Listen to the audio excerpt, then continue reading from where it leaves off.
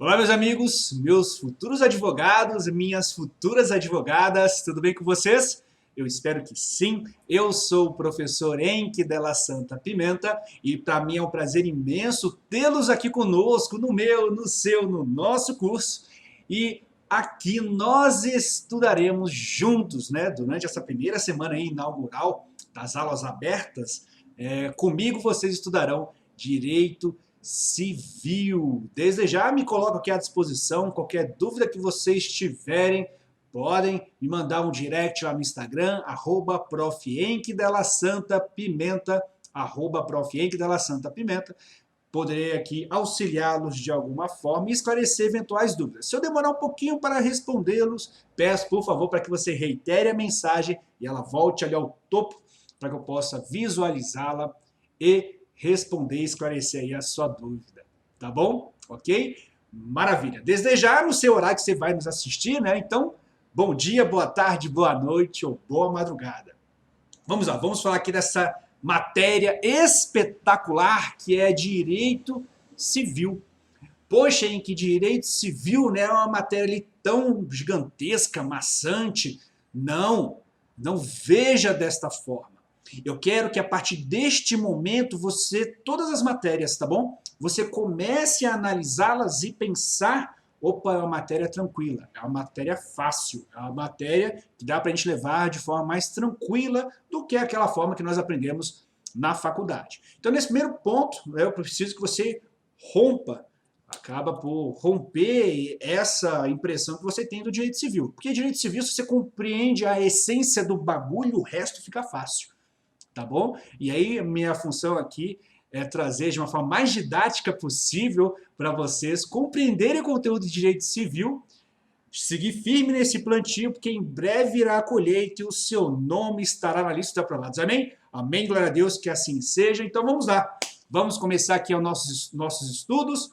Vamos falar de personalidade e capacidade.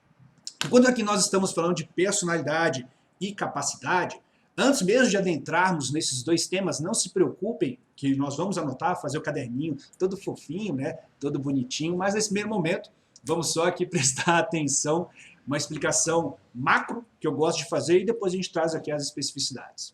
Quando nós estamos falando aqui da personalidade propriamente dita, ali refere-se à aptidão genérica para adquirir direitos e contrair deveres na ordem civil.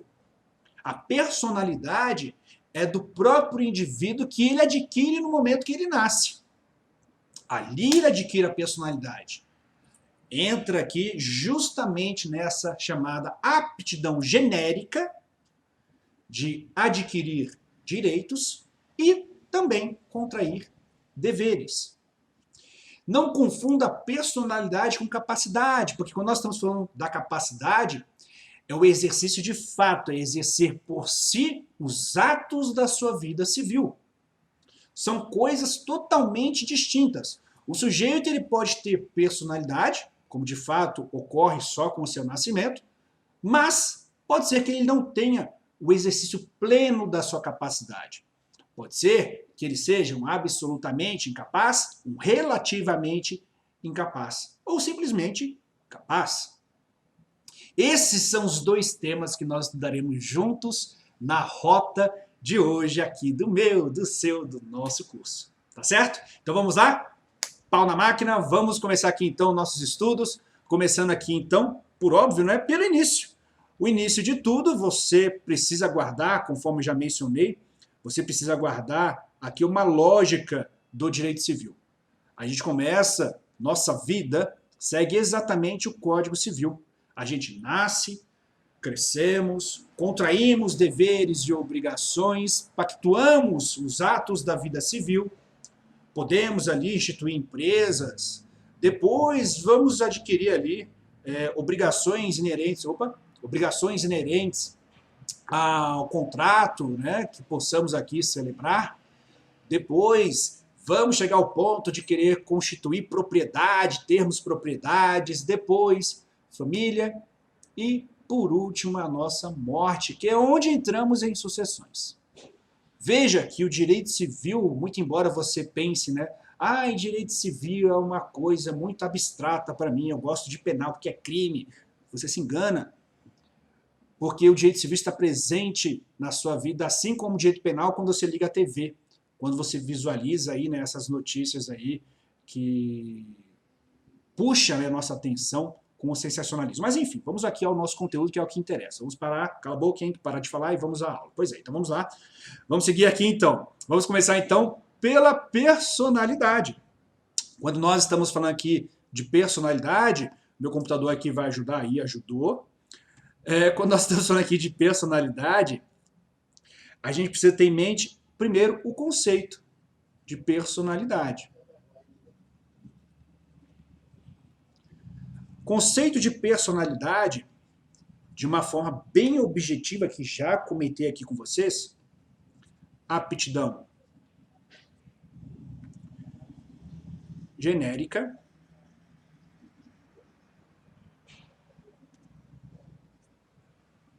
para adquirir direitos e contrair deveres na ordem civil. Aptidão genérica para adquirir direitos e contrair deveres na ordem civil. E quem aqui de fato, né, detém essa capacidade? Quem pode efetivamente ter essa capacidade? Ora, por óbvio, né, via de regra aqui analisando, nesse primeiro momento, a chamada pessoa natural.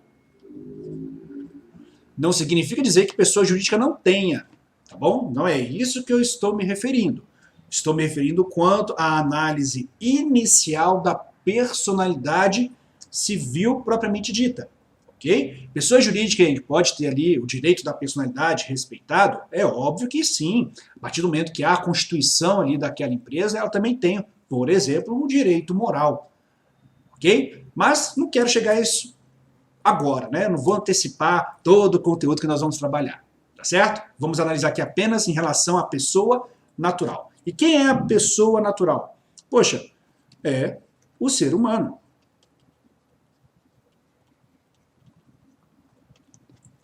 É o ser humano. A pessoa natural é o ser humano. E dentro disso, toda pessoa é capaz de direitos e deveres na ordem civil. Toda pessoa... Opa, deixa eu voltar aqui. Aqui, perdão. Toda pessoa é capaz de direitos e deveres na ordem civil. Esse é o primeiro momento que precisamos ter em mente quando nós falamos da pessoa natural, que é o próprio ser humano. A chamada ali pessoa física, mas com a finalidade técnica é pessoa natural. Utilize a nomenclatura pessoa natural, ok? E quando de fato ocorre a aquisição dessa personalidade?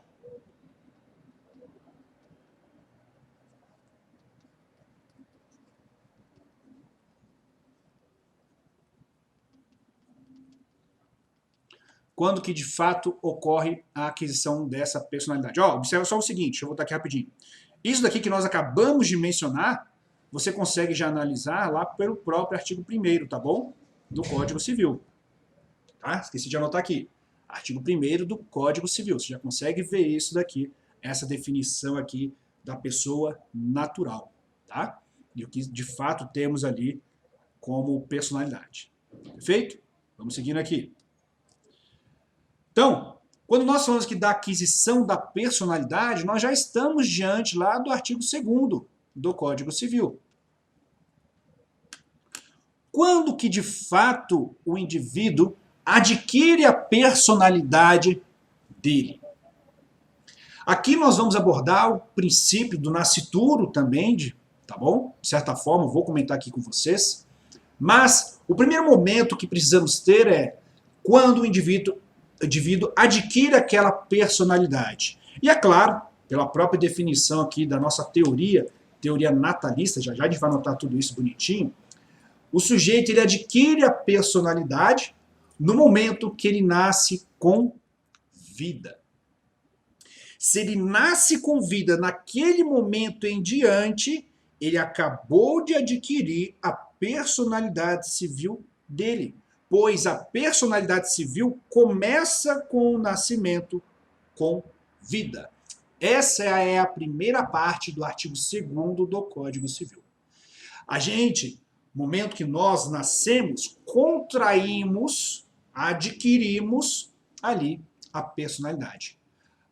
Temos então direitos e deveres na ordem civil, Henrique? Sim, recebemos ali o tapinha, né, de boas-vindas, enche o pulmão de ar, acabou.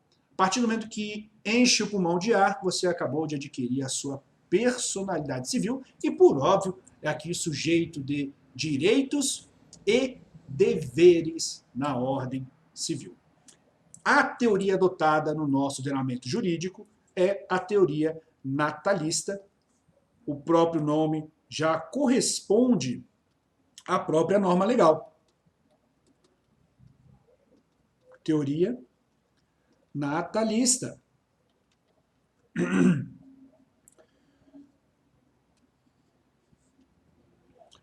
Traz da primeira parte do artigo 2º, personalidade civil da pessoa começa do nascimento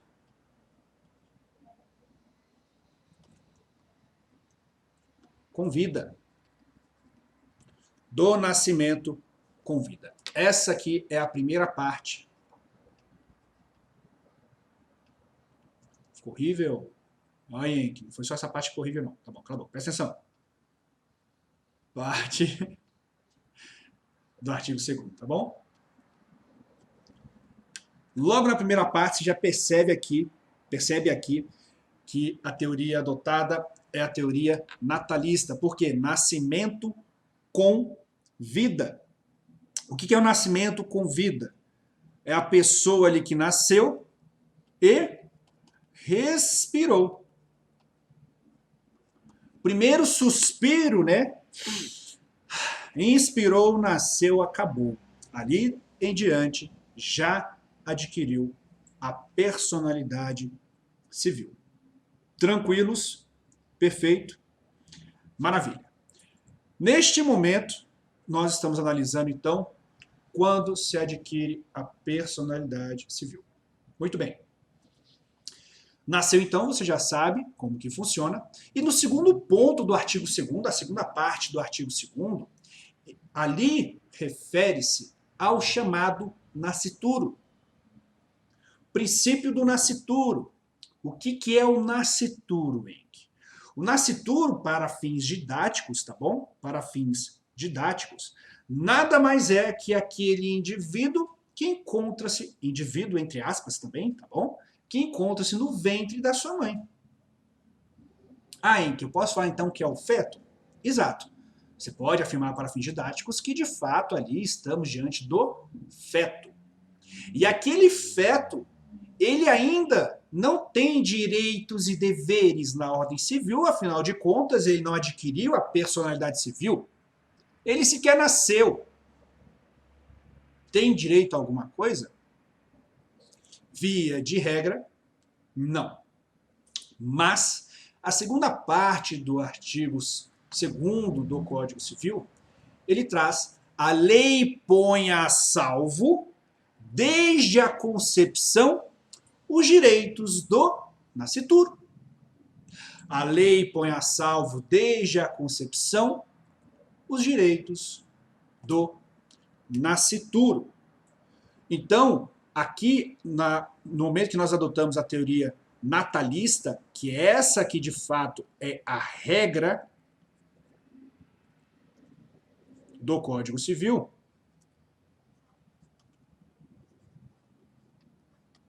essa é a regra, temos no segundo momento a complementação, e trarei aqui, de certa forma, a exceção, que é a teoria concepcionista.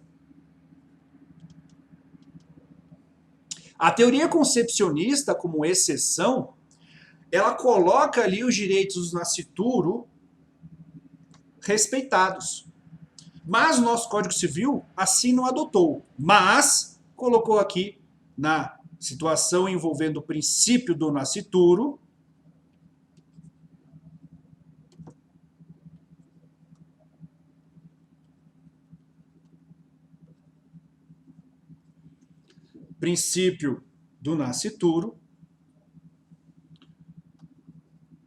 os seus direitos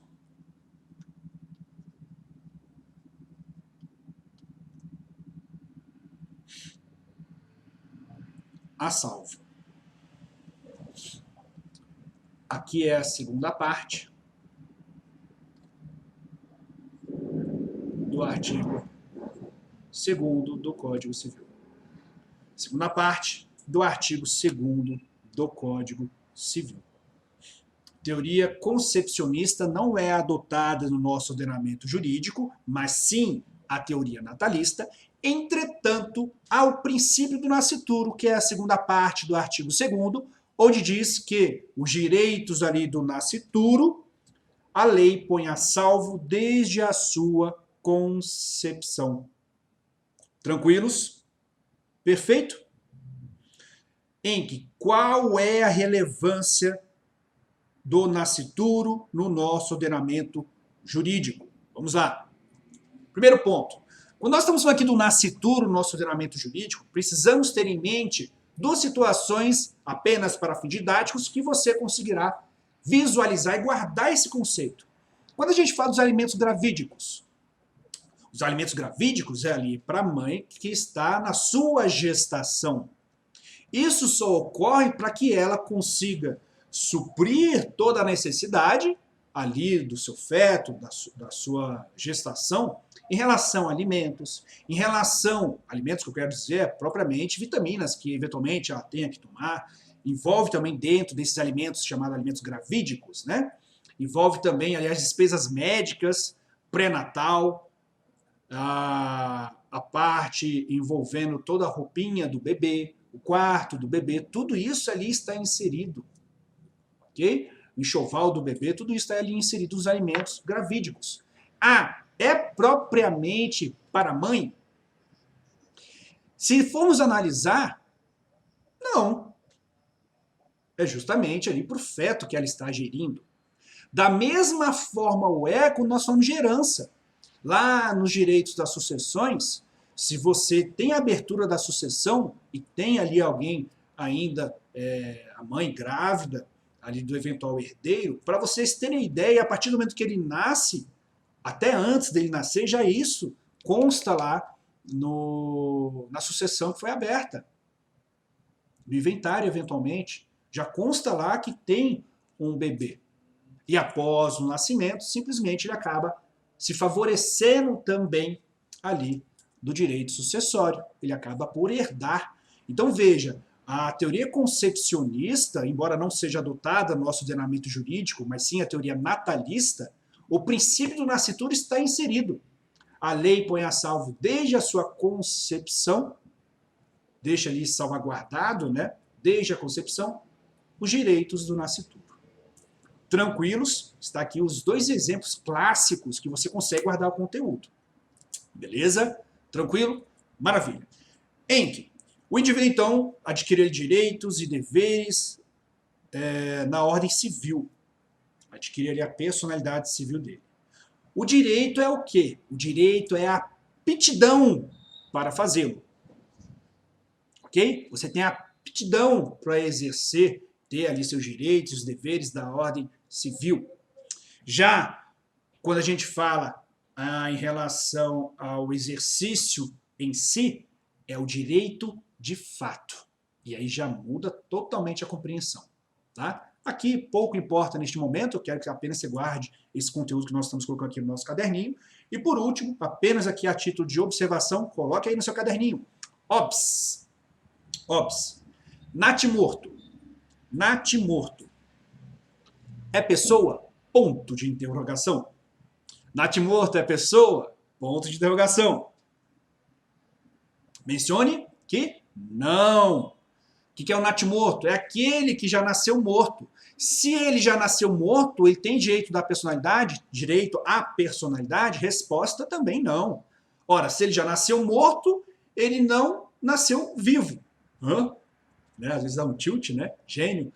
Pois é, só que isso serve para fins didáticos, tá bom? Naquele momento, se ele já nasceu morto, ele não adquiriu a sua personalidade civil. Ele não tem direito a nada. Ok? Natimorto é simplesmente o feto que nasceu morto. Não é pessoa. Ok? Coloque aí na sua observação. E a segunda observação, você precisa mencionar o seguinte. Isso, se cair no seu exame de ordem, eles perguntarão conforme jurisprudência, entendimento doutrinário, entendimento pacificado, tá bom? Acho muito difícil que eles questionem isso, mas se questionar já está aí na sua observação. Então, natimorto não é pessoa, afinal de contas é o feto que já nasceu morto, ok? Não tem direito a nada. Entretanto, essa é a parte que eu quero que você complemente. Entretanto, o enunciado 1 da primeira jornada de direito civil, o enunciado 1 da primeira jornada de direito civil,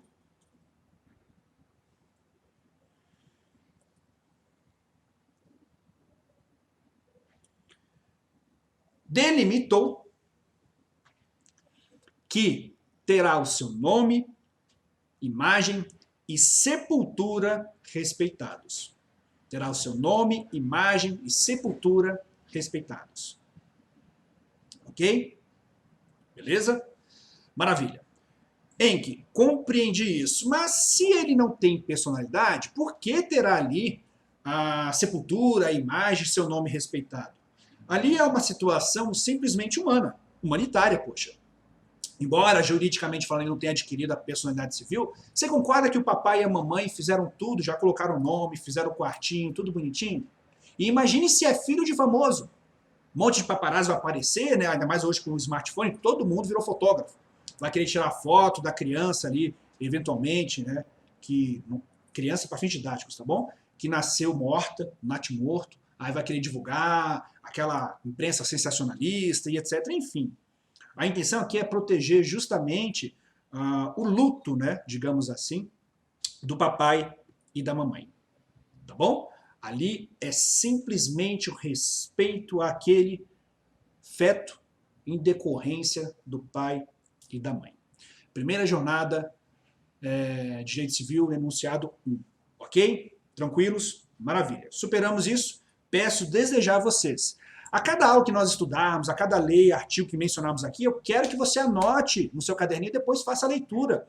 A leitura da lei ela é complementar. E aqui na nossa rota de estudos do meu curso, além da aba aqui da aulas, tem a aba praticar e revisar. Façam sim essas atividades, porque irá complementar os seus estudos. Ok? Principalmente o praticar, que tem ali um enunciadozinho para você treinar, ver como é que está a sua compreensão. E faça isso. E, ademais, quando você for analisar o enunciado, eu quero que você coloque a viseirinha e concentre só naquele quadradinho. Ok? Não fique tergiversando, imaginando situações diversas que o enunciado não trouxe. Ai, mas poxa, e se acontecesse isso? Se você pensar assim, você já vai errar o enunciado. Ok? Foque somente no enunciado. Tanto é que depois, quando passa a emoção, chega na sua casa, putz, né, essa questão era tão fácil, como que eu pude errar? Percebe o que eu quero dizer? Porque, naquele momento, você, com a sua bagagem jurídica, que isso é inevitável que tenhamos, afinal de contas são 5 anos na faculdade, essa bagagem jurídica vai lhe fazer questionar o próprio enunciado. Você não pode brigar com o enunciado, você tem que compreender o enunciado e trabalhar em cima do enunciado. É diferente, não brigue com o enunciado. Certo? Henrique, no cartão ótico, outra coisa que acontece com vocês, né? Lá no cartão ótico, eu estou passando ali as respostas e eu começo a ver que está dando muito A. Aí eu volto e começo a trocar, né? As alternativas. Onde já se viu isso? Está dando muito A, muito B, muito C, muito... não, poxa, vou alterar as alternativas. Não faça isso. Isso não existe. coisa da cabecinha de vocês. Mas está dando D de Deus, né? Aí você deixa, né? Ai, está dando muito D de Deus. Deixa. Glória a Deus, que assim seja. Vamos embora, né? Não façam isso, tá bom? Então, vamos voltar aqui. Fica aí minhas observações para vocês. Tomem cuidado com isso. E, por favor, faça a revisão tanto da lei, quanto da nossa aba aqui, praticar e revisar, que o meu curso tem, tá certo? Vamos lá, então, aqui pro caderninho. E aqui, por óbvio, né? Trazendo toda essa parte que nós acabamos de anotar, ele adquire ali a personalidade civil. E óbvio que entra nas características da personalidade civil propriamente dita, lá do artigo 11 e seguintes, mas aqui eu não vou trabalhar isso com vocês. Vamos seguir aqui para a segunda parte daquilo que nos interessa de fato, que é a capacidade. Dentro daquilo que nós nos propusemos aqui, né? Trabalhar, vamos só aqui da capacidade. O que é a capacidade? Capacidade é chamada de capacidade de fato.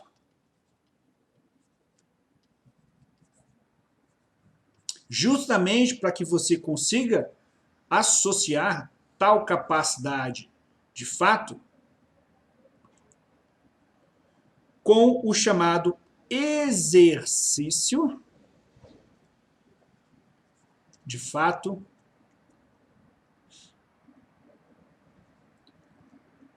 de gozo de direito. Exercício de fato de gozo e de direito. Ok? Capacidade nada mais é que a aptidão de exercer por si os atos da vida civil. Exercer por si os atos da vida civil.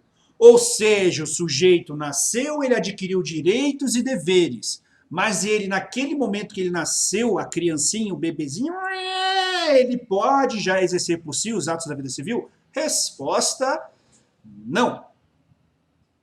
A capacidade de fato, ele ainda não cumpriu o requisito necessário. Ali, naquele momento, ele é apenas tutelado. Ali há uma representação do seu papai ou da sua mamãe. A criança, ao nascer, pode ser dona de um imóvel? Sim. Ali a criança ela pode sim ser dona de um imóvel, afinal de contas, ela acabou de adquirir a sua personalidade civil, sujeito de direitos e deveres. Ah, vai ser tributado? Aqui a gente entra, né, lá da nossa musa do direito tributário, nosso muso do direito tributário, a professora Roberta e o professor Marcos Oliveira. Ele pode ser tributado? Pode. Mas é ele que vai pegar o Velotrol lá no Mogás, chegar no banco, dar cavalinho de pau e pagar lá o boletão, o IPTU? Resposta, não. Quem vai fazer isso? Seu representante, porque ele não tem capacidade civil para exercer por si os atos da vida civil. Beleza? Veja aqui como que se distingue essas duas situações, tá? Da personalidade e da capacidade. Essa parte tributária eles vão aprofundar com vocês posteriormente. Então, dentro aqui da capacidade, só para concluirmos o que eu tenho que falar para vocês, temos o chamado, né, absolutamente incapaz e o relativamente incapaz. Absolutamente incapaz e o relativamente incapaz. Absolutamente incapaz está expresso no artigo 3º, do Código Civil, e o relativamente incapaz está expresso lá no artigo 4º do Código Civil. Artigo 3º aqui em cima, aqui abaixo, artigo 4º do Código Civil. Quem são os chamados absolutamente incapazes? Henrique, isso ali, né, o deficiente mental e etc. Opa, cuidado, não se esqueça do Estatuto da Pessoa com Deficiência, tá bom? Ali, a pessoa que tem síndrome de Down não é mais tida como absolutamente incapaz. Tome cuidado com isso. Afinal de contas, em decorrência do Estatuto, absolutamente incapaz são somente os menores de 16 anos. Menores de 16 anos. É o menor impúbere. Menor impúbere. Por óbvio, aqui ele é tutelado. Ou seja, representado. Negócios jurídicos, aqui ele será representado. Ok? Tranquilos? E o relativamente incapaz? Já o relativamente incapaz, lá do artigo 4º, são os maiores de 16 anos até, né, vamos colocar assim, até os 18 anos. Porque nos 18 anos adiante, né, ele acaba aqui por atingir a cessação da capacidade. Ou melhor dizendo, né, cessação da incapacidade.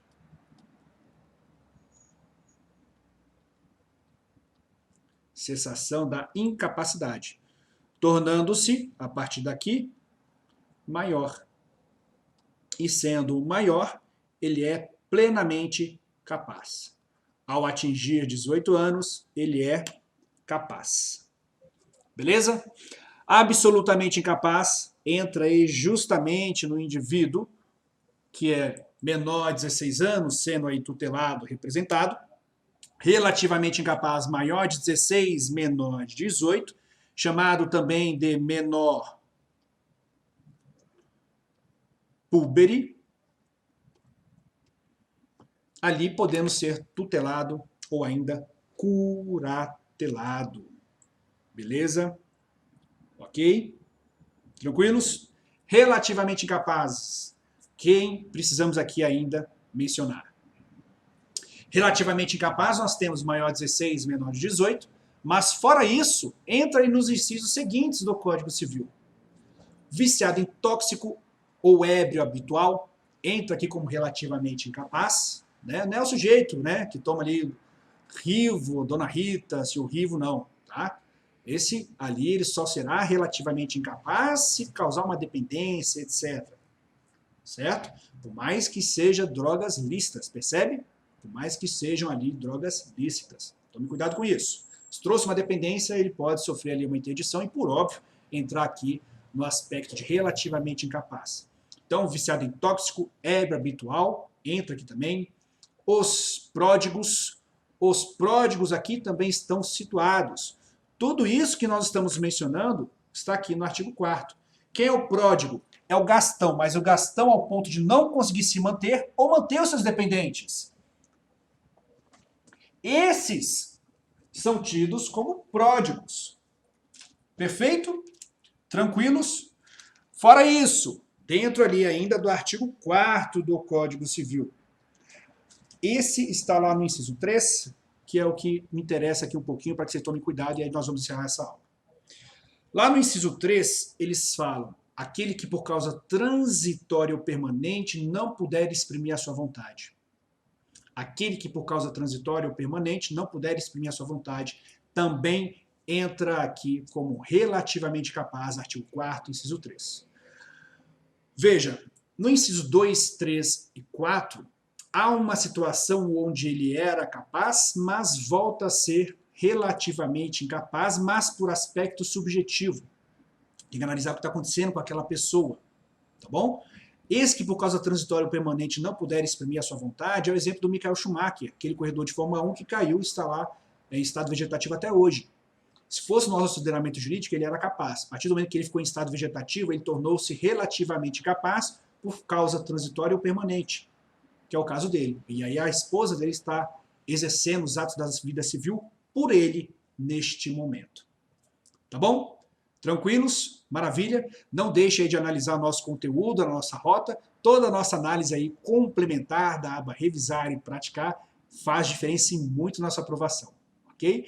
Não saia daí. Já já a gente volta, continuando aqui os nossos estudos. acerca de personalidade civil. Na próxima rota, vocês estudarão mais ainda o direito aqui no nosso curso. Para mim foi um prazer imenso, um beijo grande, fique com Deus, tchau!